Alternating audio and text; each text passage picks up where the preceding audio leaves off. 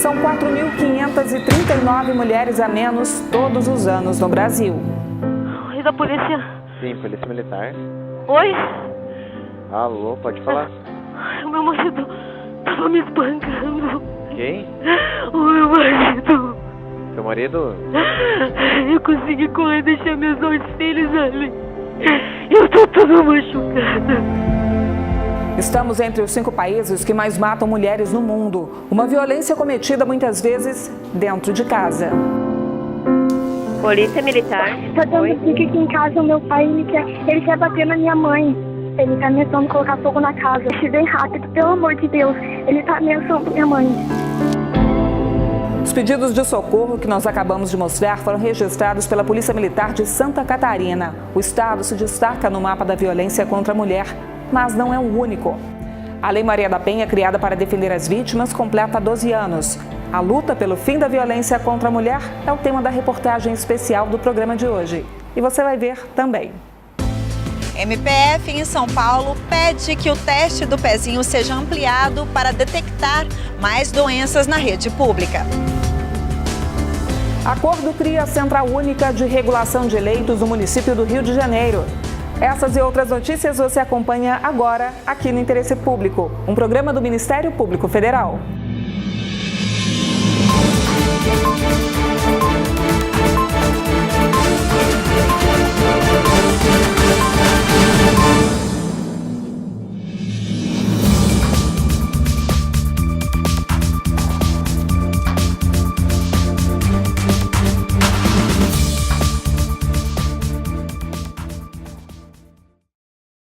A cada 2 horas, uma mulher é assassinada no Brasil. Crimes brutais que chocam, impressionam e que se repetem todos os dias. Entre as causas do feminicídio estão o machismo e, muitas vezes, o descaso dos que estão ao redor. Eu levei tanto murro no estômago, tanto chute nas pernas, minhas pernas tá tudo verde. Minhas pernas, minhas costas, minha costela, tô toda verde, tô toda manchada, entendeu? Eu não conseguia andar. Eu não conseguia mastigar de tanta dor que eu tava sentindo na mandíbula. Ele arrancou sangue, mas não foi pouco sangue, foi muito mais que 1 litro de sangue, foi mais de 1 litro, sem caô. 4 de maio de 2018, Jéssica Lainara da Silva Souza, de 25 anos, é assassinada a tiros pelo ex-companheiro, o policial militar Ronan Menezes do Rego, em Brasília. Ele não aceitava o fim do relacionamento de 6 anos. Eu sei que se ele sair, assim, ele não vai ter, ele faz com outra, entendeu? Se outra vier terminar com ele, dar um não pra ele, ele não vai pensar 2 vezes de fazer a mesma coisa, entendeu? Aí então agora, né, só é justiça mesmo. Feminicídio é uma palavra nova para uma prática antiga e desde 2015 a legislação prevê penalidades mais graves para homicídios que envolvam violência doméstica e familiar ou menosprezo e discriminação à condição de mulher. O acusado pode ser condenado à reclusão de 12 a 30 anos. No Brasil, são registrados mais de 600 casos de violência doméstica por dia. Toda semana, pelo menos 20 brasileiras são mortas vítimas desse crime. As agressões contra as mulheres chegam aos ouvidos de parentes, vizinhos e amigos, mas o problema é que poucos denunciam. Cada um e cada uma de nós, no momento que escuta uma mulher sendo vítima de uma violência, tenha a responsabilidade de, sim, chamar os órgãos policiais para que se tome alguma providência. Porque a responsabilidade por direitos fundamentais, ela não é só do Estado, ela é de todos e todas nós. O Anuário Brasileiro de Segurança Pública divulgou o número de 4.539 mulheres vítimas de homicídio no ano passado, um aumento de 6% em relação a 2016. Desse total, 1.133 foram vítimas de feminicídio. Ainda segundo a ONU, o Brasil está em 5º lugar no ranking mundial da prática desse crime, com uma taxa de 4,8 assassinatos para cada 100 mil mulheres. Em 2018, a Lei Maria da Penha completou 12 anos, data marcada por casos graves de violência contra a mulher em todo o Brasil. No interior do Paraná, o biólogo Luiz Felipe Munweiler é acusado pela morte da mulher dele, a advogada Tatiane Spitzner. Câmeras do prédio onde o casal morava registraram ele agredindo Tatiane antes dela cair do 4º andar. É muito difícil mesmo um casal que já esteja nessa evolução de violência doméstica, ele conseguir retornar para um casamento, uma união saudável. Então, normalmente o que acontece é isso. Se não for um feminicídio, o que a gente vê é a reincidência de lesões, reincidência de humilhações, até que sim a mulher, depois de sofrer muito, ela consegue se desprender e se afastar desse agressor. Se denunciar, ainda tem uma chance. Agora, se não denunciar, a única certeza é que tem a morte.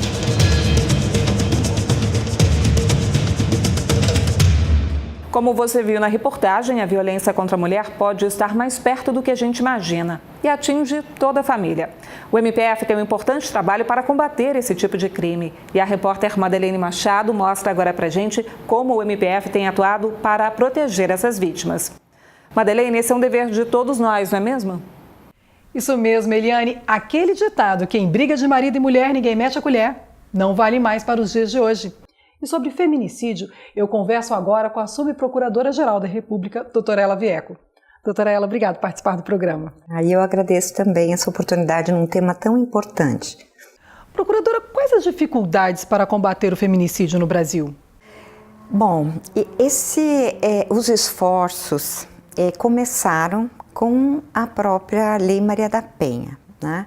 Que a Lei Maria da Penha, ela é uma política para mudar, transformar essas relações entre homens e mulheres que são pautadas por uma simetria e por um sentido de dominação, né?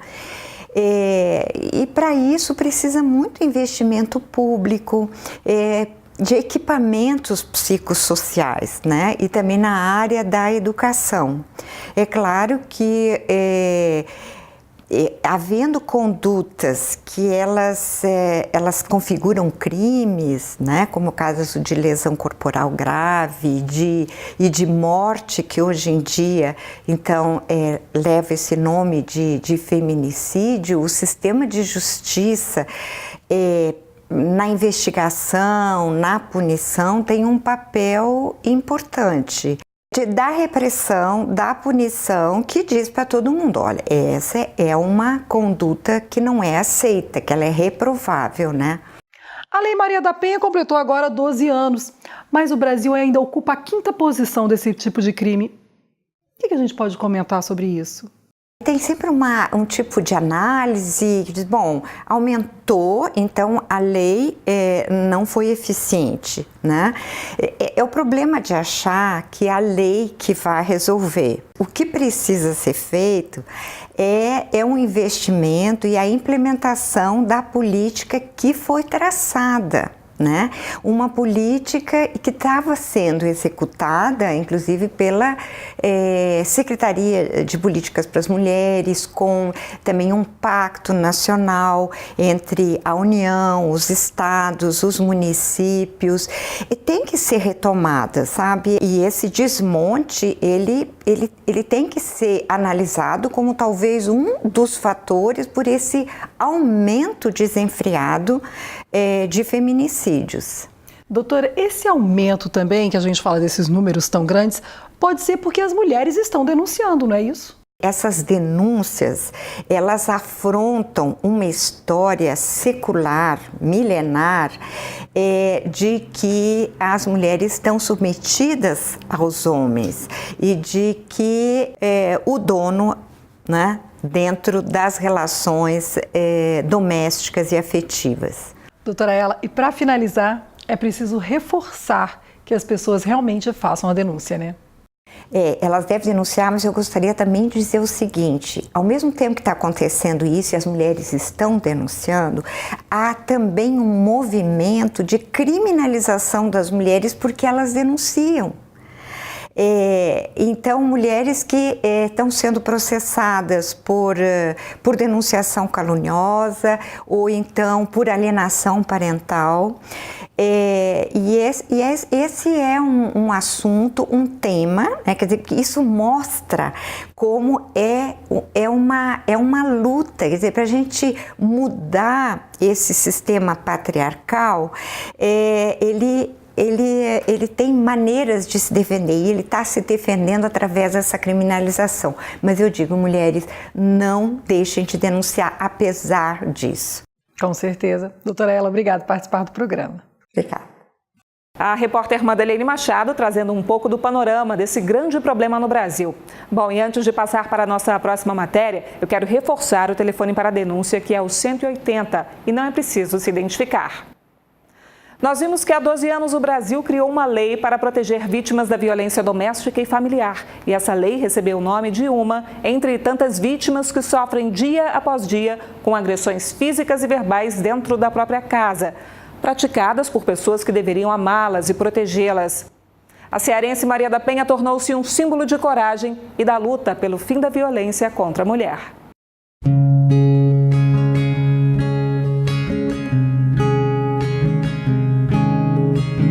Conheci uma pessoa que era muito querido pelos amigos, né? Uma pessoa muito prestativa que de repente, depois do casamento, que lhe deu a condição de se naturalizar brasileira, ele mudou totalmente o seu modo de ser, né? E eu não reconheci mais aquela pessoa que eu havia conhecido. Então, é necessário que a mulher procure o centro de referência da mulher, que é um local onde ela vai se fortalecer e entender o que fazer, né? E vai estudar as probabilidades que aquele núcleo vai lhe dar para ela sair dessa situação.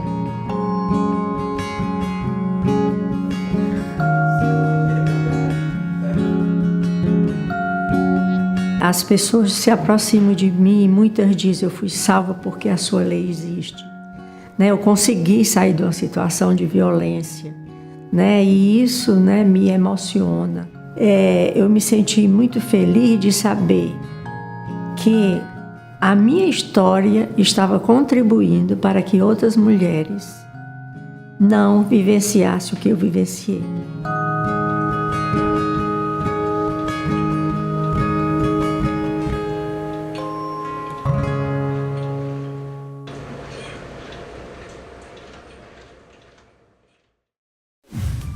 E veja no próximo bloco: acordo para criar a Central Única de Regulação de Leitos no município do Rio de Janeiro. O interesse público volta já.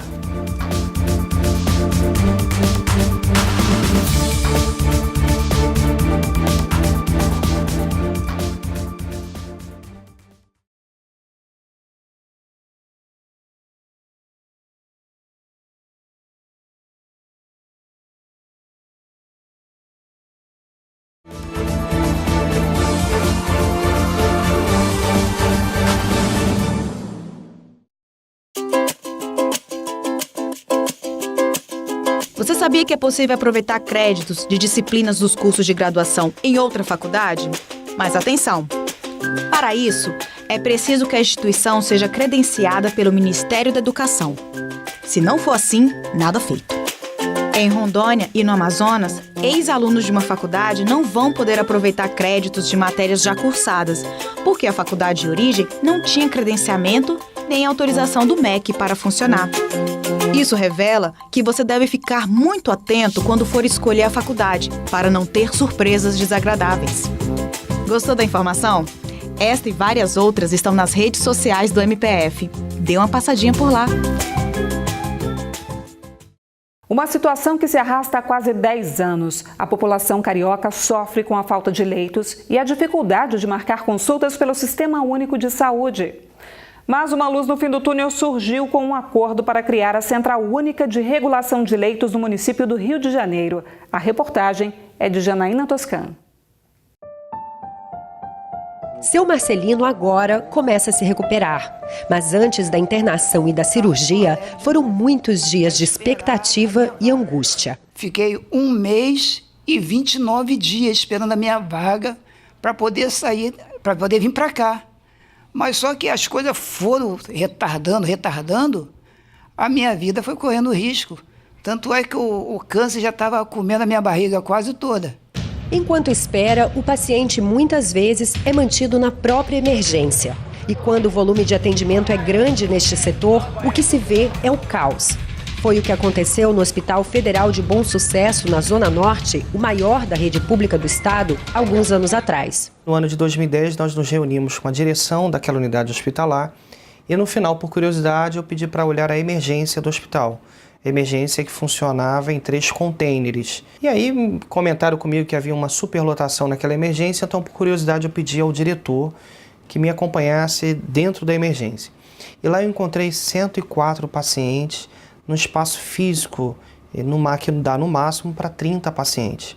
A situação de precariedade levou o Ministério Público Federal e a Defensoria Pública da União, na época, a entrarem com uma ação para buscar adequar o espaço físico e o número de pacientes na emergência do Hospital Federal de Bom Sucesso. E agora, em julho, finalmente, foi assinado o acordo judicial entre o MPF e a DPU e os entes da saúde pública federal, estadual e municipal para a criação de uma central única de regulação de leitos aqui na capital. A decisão prevê a unificação da oferta de leitos num sistema informatizado, onde o paciente vai ter acesso a todos os leitos disponíveis na rede do SUS.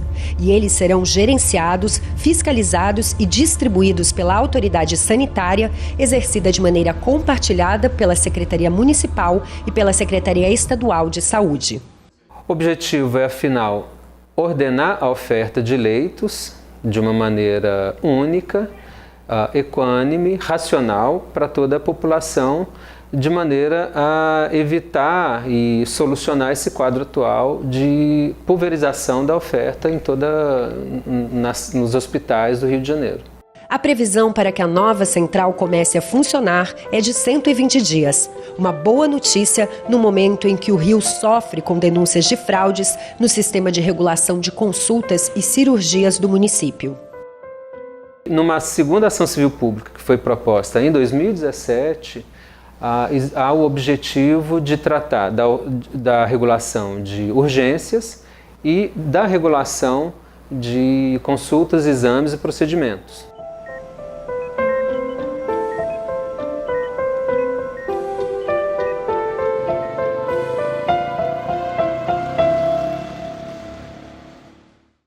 E ainda falando sobre saúde, portadores de HIV, o vírus da AIDS, afastados do trabalho há mais de 2 anos, estão sendo chamados pelo INSS, o Instituto Nacional de Seguridade Social, para a revisão da aposentadoria por invalidez. E em muitos casos, esses benefícios estão sendo cortados. Márcio, o Ministério Público já se manifestou contrário a essa medida. O que está sendo feito? Olá, Eliane. O Ministério Público pediu a interrupção imediata dessas convocações e já levou o caso para a Justiça Federal. Só no ano passado, 700 pessoas deixaram de receber a aposentadoria do INSS e foram consideradas aptas a voltar para o mercado de trabalho. Os procuradores consideram a convocação desumana. Estudos mostram que, apesar dos remédios existentes hoje darem uma sobrevida às pessoas com AIDS, eles ainda apresentam muitos efeitos colaterais, como problemas neurológicos, o que não justifica a cassação do benefício sem uma avaliação médica profunda de cada caso. Obrigada, Márcio. Nós vamos continuar acompanhando esse caso. Fique agora com o quadro MPF nas eleições.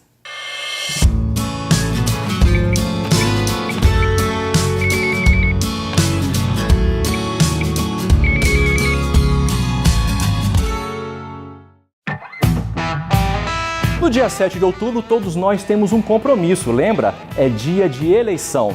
Você já sabe onde vai votar e como chegar lá? Cuidado para não cair em roubada. Nada de aceitar transporte fornecido por candidatos ou partidos políticos, nem na cidade, nem na área rural. Em dia de eleição, apenas a Justiça Eleitoral pode fornecer transporte gratuito até os locais de votação. O empréstimo de veículos e a contratação também são considerados crimes. Ah, e sabe aquele lanchinho 0800? Também não pode. A pena para esse tipo de crime é de 4 a 6 anos de prisão e multa. A punição busca garantir a liberdade de voto. O MPF está de olho. E você, viu alguma irregularidade? Denuncie pelo aplicativo de celular Saque MPF ou então vá até a Procuradoria Regional Eleitoral aí no seu estado.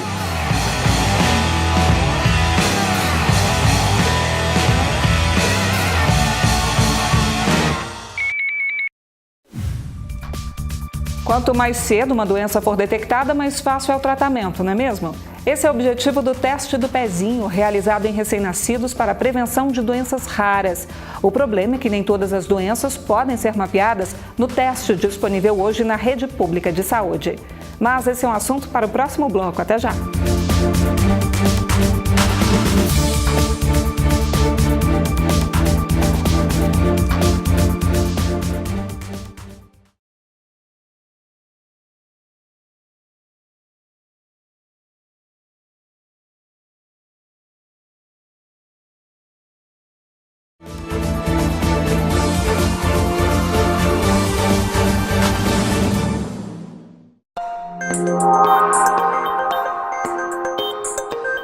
R$ 10 milhões devem ser investidos na reparação de danos causados às populações indígenas pela construção da usina hidrelétrica de Tucuruí, no Pará. O acordo entre a empresa Eletronorte e o Ministério Público prevê ao longo de 5 anos medidas para sanar problemas relacionados à saúde, alimentação e cultura que surgiram após o início das obras na década de 1980. A Força Tarefa Lava Jato devolveu R$ 1 bilhão aos cofres da Petrobras. O valor é referente aos recursos devolvidos por empreiteiras após acordos de delação premiada. Este é o maior valor já devolvido de uma só vez. No total, foram transferidos R$ 2,5 bilhões para a Petrobras desde o início da operação.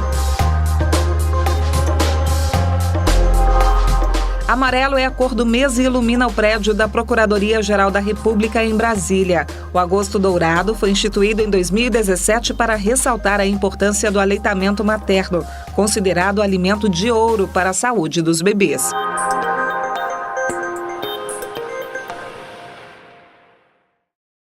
A chegada de um bebê traz muitas alegrias, mas também preocupações, principalmente com a saúde dos pequenos. O Ministério Público Federal em São Paulo quer que o SUS, o Sistema Único de Saúde, ofereça o teste do pezinho de forma ampliada para diagnosticar mais doenças do que o teste simples. É muito complicado para os pais quando eles não têm uma chance de poder detectar essas doenças através de um teste. Raquel está falando do teste do pezinho ampliado que em São Paulo, pelo SUS, pode diagnosticar apenas 6 tipos de doenças contra quase 50 detectadas na rede privada. A jornalista que espera o primeiro filho resolveu pagar pelo exame e diz que sempre colabora com as campanhas para que ele seja oferecido na rede pública. Eu entro na internet, sabe? Eu tento ajudar na campanha porque realmente, infelizmente, não é toda família que vai ter condição de fazer pelo particular. Ele realmente é um teste caro. As maternidades hoje cobram cerca de R$ 400 pelo teste completo. O Ministério Público Federal em São Paulo quer garantir que todas as mães possam fazer o teste do pezinho ampliado pelo SUS. O exame pode diagnosticar pelo menos mais 3 tipos de doenças.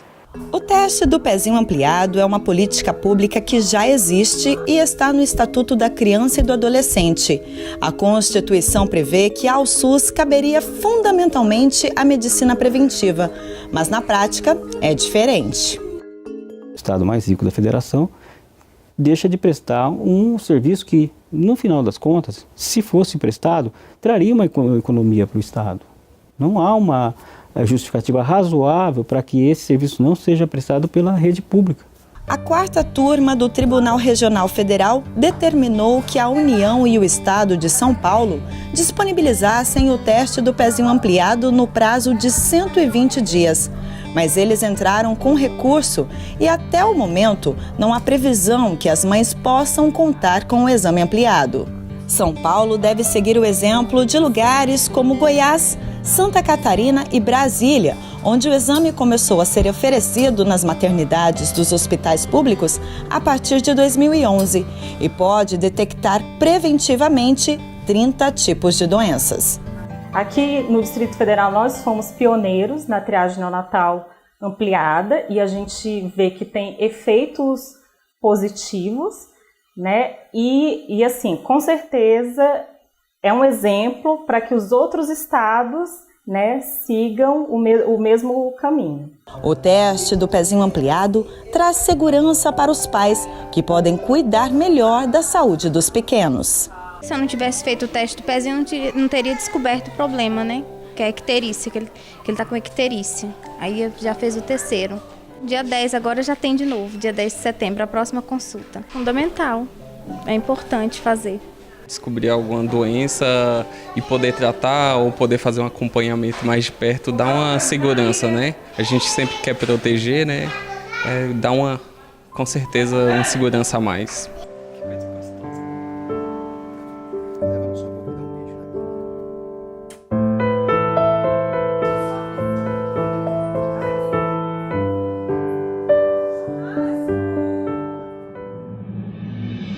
Participe do Interesse Público. O nosso e-mail é esse que já está aí na sua tela. E você também pode participar pelas redes sociais do MPF.